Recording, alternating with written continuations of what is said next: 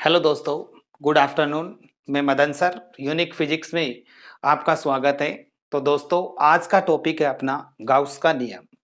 कल अपनों ने आर्टिकल स्टार्ट किया था पीछे की क्लास के अंदर, विद्युत फ्लक्स। उसका आज नेक्स्ट टॉपिक पढ़ रहे हैं गाउस का नियम। और पूरे चैप्टर में दोस्तों गाउस का नियम और इसके अनुप्रयोग के बारे में पढ़ेंगे। तो अपने पास ये टॉपिक काफी महत्वपूर्ण है और पूरे चैप्टर में इसी टॉपिक के बारे में अपने अध्ययन करेंगे। तो गाउस का नियम दोस्तों क्या दिया गया है? गाउस का नियम सबसे पहले अपने पास ये कंडीशन है कि गाउस का नियम बंद पृष्ठों पर लागू होता है। और बंद पृष्ठों पर लागू होगा तो उसके लिए इसकी डेफिनेशन दी गई है कि बंद पृष्ठ से निकलने वाला जो कुल फ्लक्स है उस पृष्ठ के अंदर विद्यमान कुल आवेश वह एप्सिलॉन नॉट के अनुपात के क्या होता है? बराबर होता है। तो दोस्तों यहाँ पे दो सिंबल आए अपने पास इसमें, समीशन क्यू। समीशन क्यू का मतलब है बंद पृष्ठ के अंदर कुल आवेश, और एप्सिलॉन नॉट अपनों ने पढ़ रखा है निर्वात की विद्युतशीलता। तो इसका मतलब निकलने वाला जो कुल फ्लक्स है फाई, फाई की वैल्यू वो कह रहा है कि निकलने बंद पृष्ठ से निर्गत कुल फ्लक्स समीशन क्यू वह एप्सिलॉन नॉट के अनुपात के क्या होता है? बराबर होता है।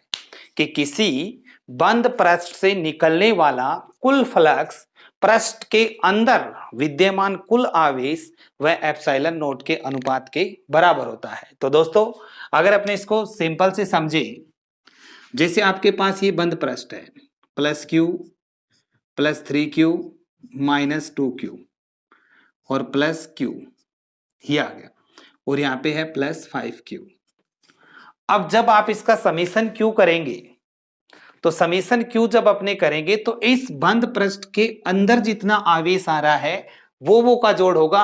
बाकी आपके पास जो प्लस 5Q मैंने बंद पृष्ठ के बाहर लिखा है, इस आवेश का फ्लक्स में कोई भी योगदान नहीं होगा। तो इसके आर्टिकल के अकॉर्डिंग अगर अपने फाई निकाले तो अपॉन में तो अपने पास क्या आ जाएगा? Epsilon not. बंद पृष्ठ के अंदर देखिए 3Q और वो Q 4Q और एक Q 5Q, 5Q में से 2Q सब्ट्रैक्ट होंगे तो अपने पास कितना जाएगा?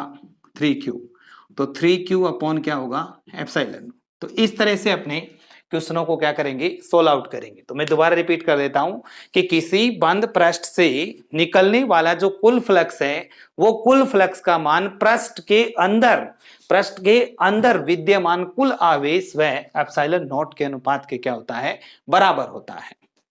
अब दोस्तों पीछे की क्लास में अपनों ने फ्लक्स की परिभाषा पढ़ी थी। फ्लक्स की परिभाषा से वहां पे आपने पढ़ा था phi equal to integration E vector dot d A vector, surface integration हो रहा है अपने पास। अब दोस्तों जो गाउस का नियम होता है ये बंद पृष्ठों पर लागू होता है। और बंद पृष्ठों की बात करें तो जो ये इंटीग्रेशन है इसको आपको क्लोज करना है, इस इंटीग्रेशन को क्लोज कर देना है। तो इसे बोलते हैं अपने क्लोज इंटीग्रेशन, यानी क्लोज समाकलन, बंद समाकलन बोलते हैं इसे। तो अपने पास एक फाई ये किसके अनुसार आया है? परिभाषा से। ये फाई किसके अनुसार आया है? गाउस के नियम से। तो अपने ये दोनों फाई फाई हैं, तो अतः आपने क्या लिख सकते हैं? Phi equal to surface integration E close E vector dot d A vector equal to summation q upon epsilon naught. अब दोस्तों जब अपने गाउस के नियम के अनुप्रयोग पढ़ेंगे, इसकी एप्लीकेशन पढ़ेंगे, तो आपको उन क्वेश्चनों को या उस आर्टिकल को किस तरह से सॉल्व करना है, पहले आप जो फ्लक्स की वैल्यू है वो किससे निकालोगे? परिभाषा से। और उसके बाद आप फाई की वैल्यू कौन सा नियम लगाएंगे? गाउस का नियम। दो समीकरण बनेंगे अपने पास, दोनों समीकरणों को हमेशा अपने को क्या करना है? बराबर करना है। और बराबर करके अपने उस आर्टिकल को क्या कर देंगे? सॉल्व कर देंगे। इसके बाद अपने इस गाउस के नियम की कुछ विशेषताओं के बारे में पढ़ते हैं। फर्स्ट विशेषता अपने को दी हुई है कि फाई का मान पृष्ठ के क्षेत्रफल आकृति आकार पर निर्भर नहीं करता, बल्कि पृष्ठ के अंदर परिबद्ध आवेश के ऊपर निर्भर करता है। तो अपने देखिए, जैसे अपने पास एक त्रिभुज दिया हुआ है, एक अपने पास आयत दिया हुआ है, थर्ड पोजीशन पे अपने को वर्ग दिया हुआ है, और फोर्थ पोजीशन पे अपने पास कोई भी एक अनियमित सतह दी हुई है। इन सब के अंदर आवेश है अपने पास प्लस क्यू और प्लस क्यू। चारों आकृतियां अपने पास अलग अलग हैं। परिभाषा के अनुसार अगर अपने फ्लक्स की वैल्यू निकालें तो फाई इक्वल टू अपने पास आती है summation q upon epsilon not, और समीशन क्यू अपने पास कितना है, क्यू अपॉन एप्सिलॉन नॉट। तो चारों आकृतियों का जो फ्लक्स निकला है वो अपने पास कितना है, क्यू अपॉन एप्सिलॉन नॉट। तो दोस्तों इस तरह से अपने पास जो किसी बंद पृष्ठ से निर्गत फ्लक्स है वो पृष्ठ की आकृति के ऊपर निर्भर न कर किस पे निर्भर करता है, बंद पृष्ठ के अंदर, यानी बंद पृष्ठ के अंदर परिबद्ध जितना आवेश है उसके ऊपर क्या करता है, निर्भर करता है। सेकंड प्रॉपर्टी, यदि अगर आपके पास बंद पृष्ठ के अंदर आवेश नहीं है, बंद पृष्ठ के अंदर आवेश ही नहीं है, तो इसका मतलब आवेश कितना हो गया, जीरो। और जैसे ही आवेश जीरो हो गया तो फाई की वैल्यू क्या निकल जाएगी, जीरो निकल जाएगी। तो बंद पृष्ठ के अंदर अगर आवेश नहीं है तो निर्गत फ्लक्स का मान कितना होगा, जीरो होगा। नेक्स्ट पोजीशन, थर्ड प्रॉपर्टी अपने पास क्या कहती है, जैसे अपने पास एक पृष्ठ ये है और एक पृष्ठ ये है, यहाँ पे +4q -2q, यहाँ पे दे रखा है 3q। इस पृष्ठ के बाहर यहाँ पे लिख रखा है 4q और -q और यहाँ पे +q। समीशन q पृष्ठ के अंदर आवेशों का बीजगणितीय योग है। आवेश यानी इस बंद पृष्ठ के अंदर कितने आवेश आ रहे हैं उनका बीजगणितीय योग होगा। अगर आप बाहर वाला आवेश है वो इस फ्लक्स में योगदान नहीं देगा। तो इसका मतलब दोस्तों यहां से जो ये 3q आवेश है ये योगदान नहीं देगा, और यहां से अपने पास जो +q आवेश है ये फ्लक्स में योगदान नहीं देगा। सिर्फ आवेश कौन से आएंगी, जो इस बंद पृष्ठ के अंदर है। नेक्स्ट प्रॉपर्टीज है अपने पास, अगर अपने पास बंद पृष्ठ के अंदर कुल आवेश अगर आपके पास धनात्मक है, पॉजिटिव है, तो फ्लक्स लाइनें कैसे जाएंगी, बाहर की तरफ। तो जो फाई की वैल्यू है वो अपने पास क्या मिलेगी, पॉजिटिव। तो फ्लक्स अपने पास क्या आएगा, पॉजिटिव। नेक्स्ट ऑफ फ्लक्स लाइनें अगर आपके पास अंदर की तरफ जा रही है, और अंदर कब आता है, जब चार्ज यहाँ पे कौन सा होता है अपने पास, ऋणावेश। तो फ्लक्स लाइनें आपके पास क्या होंगी, अंदर प्रवेशित होंगी। तो अपने पास फाई की वैल्यू क्या आएगी, नेगेटिव। क्योंकि अगर आपके पास यहाँ पे +q पॉजिटिव है तो आपके पास फाई क्या मिलेगा, पॉजिटिव। अगर q की वैल्यू आप पे नेगेटिव है तो फाई अपने पास यहाँ से क्या आएगा, नेगेटिव। तो अपने पास निर्गत फ्लक्स है वो हमेशा क्या होगा, पॉजिटिव, और प्रवेशित जो फ्लक्स है वो हमेशा क्या आएगा अपने पास, नेगेटिव। थर्ड 5 नंबर प्रॉपर्टी है, फ्लक्स का मान पृष्ठ के भीतर उपस्थित आवेशों के बीच की दूरी। तो देखिए, जैसे अपने पास एक पृष्ठ लेते हैं, ये बंद पृष्ठ है, अब आवेश 2q आप यहां पे रख दो, सेम पृष्ठ ले लेते हैं और 2q आप इसके सेंटर में रख दो। एक में मैंने कॉर्नर पे रखा है और एक में मैंने सेंटर पे रखा है। फ्लक्स की बात करेंगे तो दोनों में आपके पास फ्लक्स क्या आएगा, सेम आएगा। या कोई भी दो आवेश है, दोनों के बीच की दूरी अलग अलग रख दो, एक दो पृष्ठ है, एक में बीच की दूरी कम है और एक में बीच की दूरी दोनों की क्या है, ज्यादा है, तो भी अपने पास जो फ्लक्स निकालते हैं तो फ्लक्स आता है बंद पृष्ठ के अंदर विद्यमान कुल आवेश, न कि आवेश कितनी दूरी पर रखे हुए हैं। इसके चीज के ऊपर अपने पास फाई का मान है वो निर्भर नहीं करता।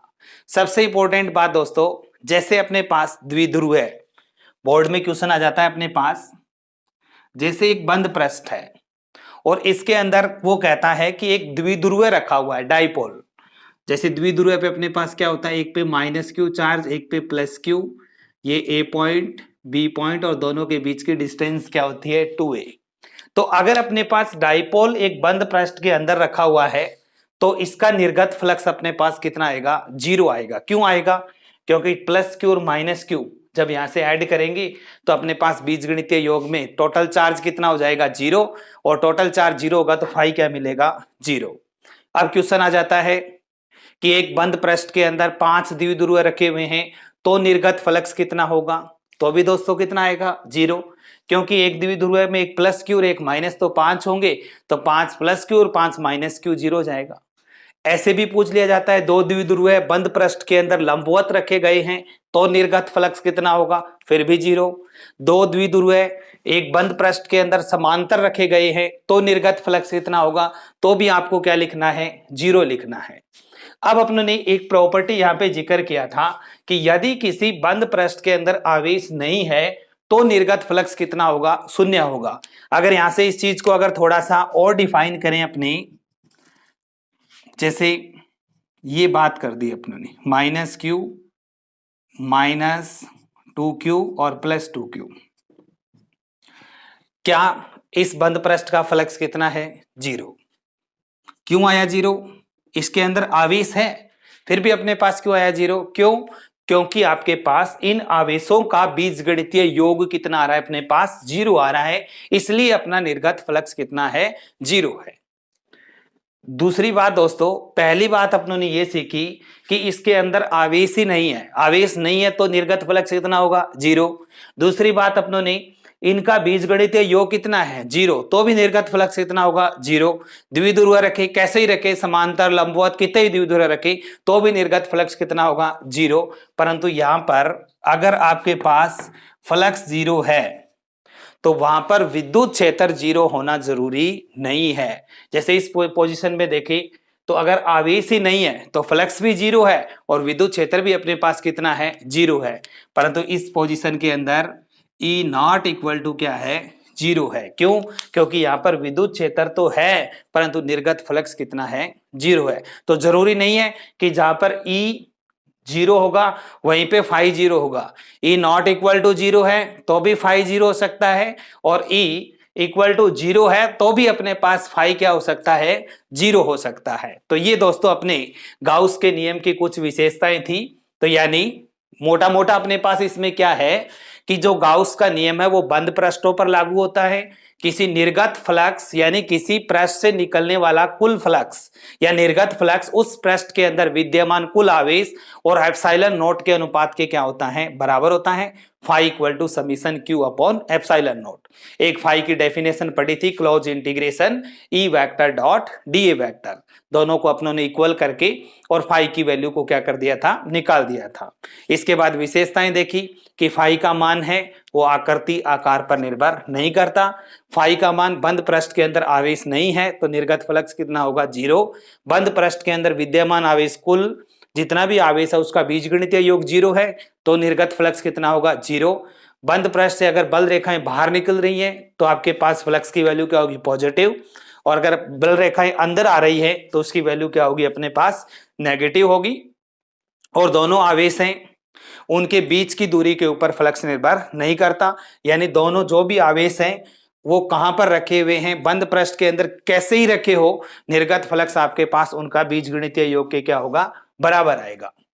तो दोस्तों इस तरह से अपनों ने गाउस का नियम और इसकी विशेषताओं के बारे में पढ़ा है, और उसके बाद इस नियम का अपने डेरिवेशन करेंगे और इसकी एप्लीकेशंस के कुछ क्वेश्चन के अपने क्या करेंगे, सॉल्व करेंगे। तो दोस्तों वीडियो आपको अच्छी लगी है तो कमेंट बॉक्स में मेरे को कमेंट करके बताएं। Thank you.